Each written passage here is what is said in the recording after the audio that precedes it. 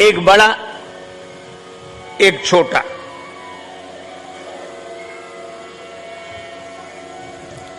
और दोनों के पास एक कम्बल और एक भैंस।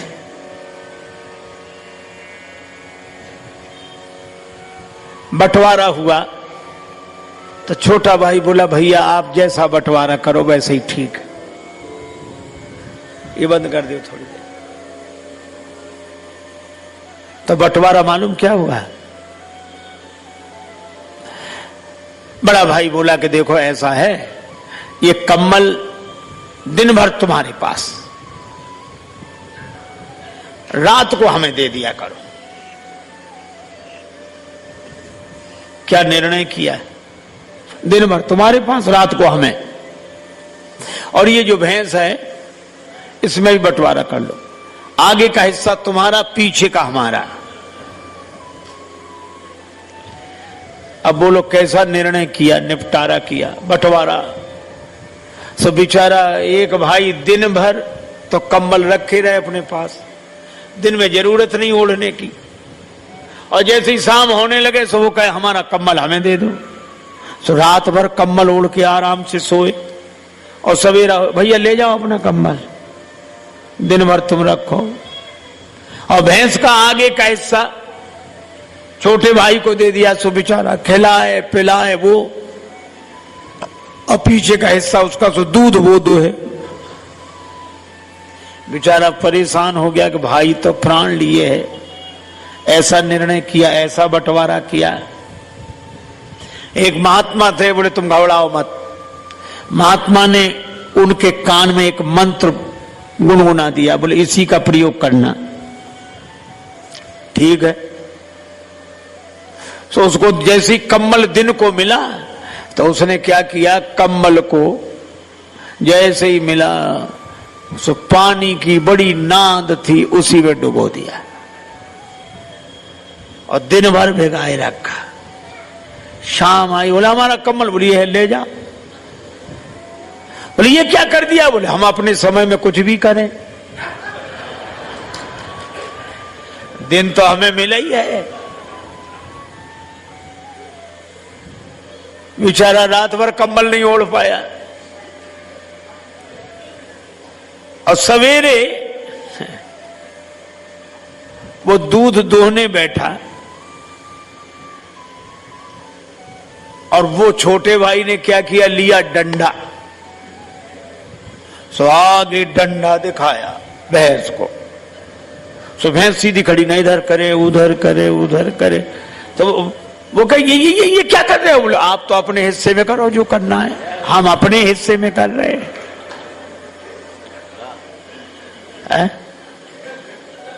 अकल लगी ठिकाने की नहीं। देश है खराब, क्या कह रहे हैं जनाब? देश पहले अच्छा था ये आप कहते हैं? यहां तो आज भी लोग भाईचारे से रहते हैं, यहां तो आज भी लोग भाईचारे से रहते हैं, अर्थात भाई से अपना संबंध इस कदर जोड़ लेते हैं कि खुद मलाई खाकर भाई के लिए चारा छोड़ देते हैं।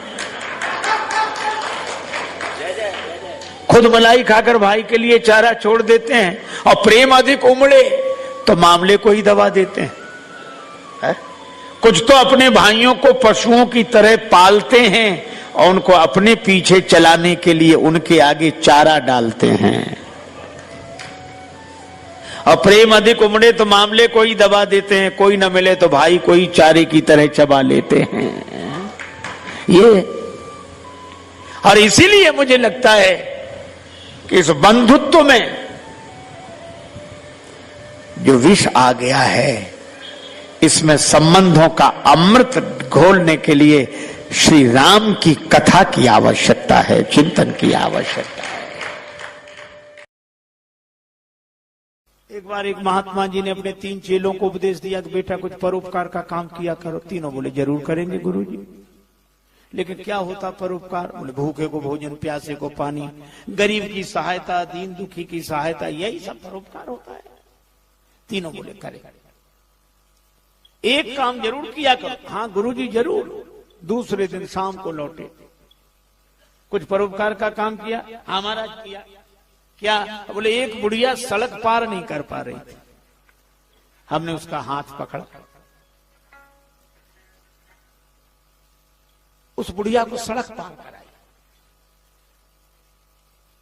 ठीक, बहुत अच्छा, आशीर्वाद करना चाहिए ऐसे काम। अब दूसरे से पूछा तुमने? दूसरा चेला बोला गुरुजी हमने भी उसी बुढ़िया को सड़क पार कराई। तो ये दो की जरूरत क्यों पड़ी? शायद सामान रहा होगा कुछ ऐसा। लेकिन आश्चर्य तो तब हुआ जब तीसरे चेले से पूछा तुमने? तीसरा चेला बोला गुरुजी हमने भी उसी बुढ़िया को सड़क पार कराई।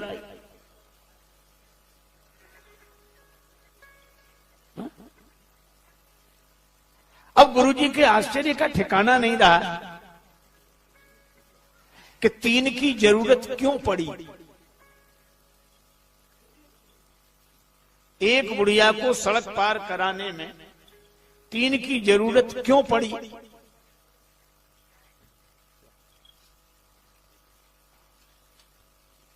तीन की जरूरत क्यों पड़ी? तो तीनों बोले गुरुजी दरअसल बात यह थी कि बुढ़िया को सड़क पार करना ही नहीं था। तो तुमने सड़क पार क्यों कराई? बोले हमें परोपकार करना था। तो हमने बुढ़िया से कहा चल तुझे सड़क पार कराएं। वो बोली हमें नहीं जाना। बोले तुझे नहीं जाना पर हमें तो परोपकार करना है। तो उसने जिद की तो दोनों हाथ पकड़ लिए और खींच कर ले जाओ। तो वो गालियां देने लगी तो तीसरे ने हाथ पकड़ा, तीनों ने मिलकर परोपकार कर दिया। गुरुजी बोले मूर्खो वो गाली देती रही तो भी तुम्हें समझ में नहीं आया? बोले गुरुजी आप ही तो कहते थे कि अच्छे काम में गाली भी मिले तो परवाह नहीं करना चाहिए, कर देना चाहिए।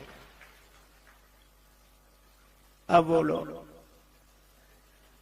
ये परोपकार है, ये परिहित है। बहुत बार तुम धर्म के नाम पर धर्म करते रहते हैं और धर्म के नाम पर हम जो धर्म करते हैं उसका धर्म से कोई संबंध नहीं होता और हम अपने को धर्मात्मा मानते रहते हैं। पीने का आप देखो जानवरों तक के नियम हैं, वे अपने धर्म से विचलित नहीं होते। पशु कभी धर्म से विचलित नहीं होता, इसीलिए तो उनके लिए कोई प्रवचन नहीं होता है ना, उन्हें सिखाना पड़ता। अच्छा आप देखो गाय चाहे जितने दिन की भूखी हो, 5 दिन से कुछ खाने को न मिला हो, पर गाय के सामने मांस रख दो कभी नहीं खाएगी, कभी नहीं खाएगी। और शेर चाहे 7 दिन का भूखा हो, हरी हरी घास रख दो, शेर कहता है कि मैं मांस खाने वाला हूं, घास नहीं खा सकता। गाय कहती है मैं घास खाने वाली हूं, मांस नहीं खाऊंगी। और भगवान ने उनके दांत भी उस तरह के बनाए हैं, शेर के दांत उस तरह के मांसाहारी जैसे दांत है और गौ माता के दांत जैसे घास।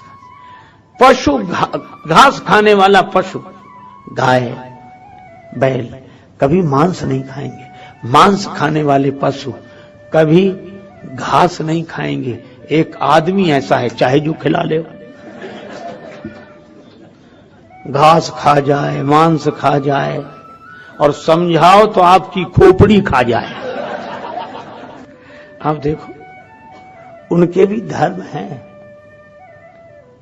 मैंने कहीं सुना था एक बार कुत्तों में झगड़ा हो गया, कुत्तों में। एक सज्जन बोले झगड़ा होता ही कुत्तों में है, लेकिन एक बात थी, बाकी के कुत्तों ने उसे नाराज होकर निकाल दिया, चल जा, चला गया। मैं लौट कर नहीं आऊंगा। बाकी के लोग बोले आना भी मत, मिलाएंगे नहीं हम तुम्हें अपने समूह में। पर कुत्ता ही ठहरा, दूसरे दिन बाद आ गया, दूसरे ही दिन। तो बाकी के कुत्तों ने डांटा कि फिर तू लौट कर आ गया, अरे कलुआ जा, चला जा यहां से, अरे दल बदल हुआ और तेरे लौट आने से हैरान हैं हम और तुझे फिर दल में रख लें, क्या इंसान हैं हम आदमी हैं जो ऐसा करें? हम पशु हैं, हमारा भी धर्म है सिद्ध। अब तो किसी का कोई धर्म नहीं, न सोने का धर्म, न जागने का धर्म, न खाने का धर्म, न पीने का धर्म, न पहनने का धर्म, न पंथ सोई जो यही मन भावा, जिसे जो अच्छा लगे बस वही रास्ता है। तो भगवान ने कहा कि जब सब मनमुखी हो जाएं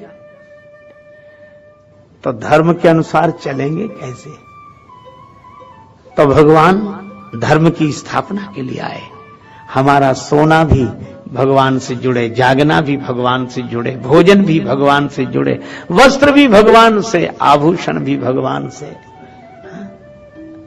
फिर इंद्रियों को जोड़ें, सुनना भी भगवान का नाम, बोलना भी भगवान का नाम, देखना भी भगवान। ये धर्ममय जीवन। और भगवान श्री कृष्ण कहते हैं यत् करोसि यदश्नासि यज्जुहोसि ददासि यत् तपस्यसि कौन्तेय तत्कुरुस्व मद अर्पणम। तुम जो करो, जो भोजन ग्रहण करो, यत् करोसि यदश्नासि यज्जुहोसि जो हवन करो, ददासि यत् जो दान करो, जो तप करो, तत्कुरुस्व मद अर्पणम वह सब मुझे अर्पित कर दो, बस जीवन धन्य हो जाए। एक गुरुजी ने एक चेला बनाया। चेले भी बड़े अद्भुत होते हैं। सो बड़ी नम्रता से गुरुदेव बैठा पास में था। तब तक गुरुजी ने कहा कि बेटा पानी बरस रहा है, गाय को बंधन से मुक्त करो, दूसरी जगह बांध दो। चेला बैठे बैठे बोला गुरुजी जो स्वयं बंधन में पड़ा हो वो क्या किसी को बंधन से मुक्त कर सकता है? क्षमा करें गुरुदेव, ये मुझसे नहीं हो सकता। बंधन से मुक्त करना तो आपका काम है गुरुदेव। गुरुजी भी समझ गए कि चेला नहीं गुरु ही मिला है। अब गुरुजी ने कहा चेले से विवाद कौन करे, चलो। गुरुजी गए, गाय को की रस्सी खोलकर उसको दूसरी जगह छाया में बांध दिया।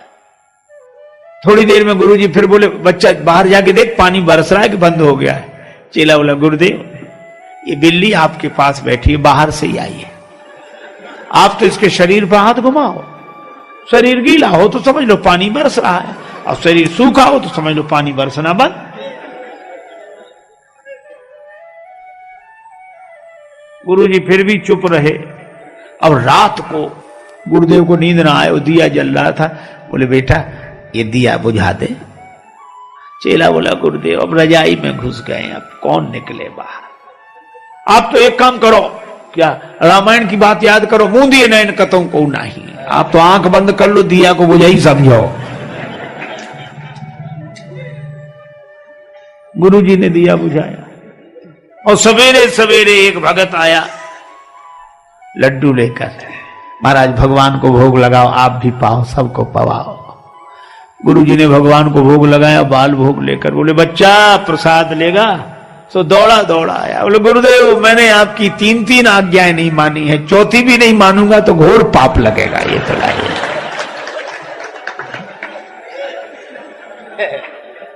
ये हार। सुनो भैया, एक गुरुजी गए एक गांव में, तो एक नया नया चेला बना, हमको भी चेला बनाओ। गुरुजी बोले बन जाओ। और बनने के बाद बोला कि आप गुरु हम चेला, आप कुछ सुनाओ। गुरुजी ने कहा कि राम राम किया करो। बोले ये तो साधारण बात है, ऊंचा। गुरुजी ने मन ही मन सोचा कि चेला नहीं गुरु ही मिला है। कई चेले सचमुच गुरु होते हैं, ऊंचा। गुरुजी ने कहा तो रामचरितमानस पढ़ा करो। अरे रामायण सब जान दिए, ऊंचा। तो गुरुजी ने कहा गीता, बोले हाँ ये कुछ ठीक है कुछ। तो गुरुजी बोले आज गीता का महत्व सुनाऊंगा, गीता कल। और महात्मा उन्होंने श्लोक सुनाया, सर्वोपनिषदो गावो दोग्धा गोपाल नंदना। ये सभी उपनिषद जो है सो गाय हैं और दोहने वाले भगवान श्री कृष्ण हैं। 1 घंटे तक व्याख्यान दिया। चेला बीच में कह महाराज वाह वाह वाह वाह वाह, क्या बात कही है, वाह वाह। गुरु जी का और उत्साह बड़ा, कितने ध्यान से सुन रहा है, इतनी प्रशंसा कर। गुरु जी और सुनाते गए। 1 घंटे बाद बोले कि बेटा कुछ समझ में ना आया हो तो पूछ लो। सो बोला कि हमें समझ में ना, हमें आप कम समझाते हो, हम ज्यादा समझते हैं। गुरुजी ने मन ही मन कहा कि हम ही नहीं समझ पाए पहले तुम्हें, लेकिन चलो गुरुजी हैं, गुरुजी की इज्जत ही बचा ले, पूछ ले कुछ। तो बोला और तो एक एक अक्षर समझ में आया, केवल एक बात समझ में नहीं आई। कौन सी? का आप कहते थे 2 गधा गोपाल नंदना, तो ये 2 गधा कौन थे? क्या समझ है? सो गुरुजी ने माथा पीटा। चेला बोला गुरुजी जवाब नहीं दिया, ये 2 गधा कौन थे? गुरुजी बोले एक हम, दूसरे तुम।